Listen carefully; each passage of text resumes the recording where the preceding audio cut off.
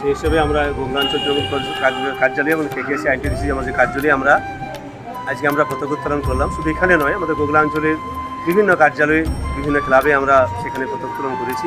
দেখুন, স্বাধীনতা আমাদের মৌলিক অধিকার। অনেক রক্ত দিয়ে আন্দোলনের পরে যে স্বাধীনতা পেয়েছি, আমরা চাই স্বাধীনতা অক্ষুণ্ণ থাকুক। দেশের মানুষ তার মৌলিক অধিকারগুলো সুষ্ঠুভাবে সুন্দরভাবে তার হাতে পৌঁছে যাক। আমাদের দিদি যেমন উন্নয়নের দাবি মানুষের কাছে পৌঁছে দিচ্ছেন, আমরাও চাই কেন্দ্রে যারা সরকার রয়েছে তারা তাদের কায়েমি স্বার্থকে বেশি করে না দেখে জনগণের স্বার্থ দেখুক।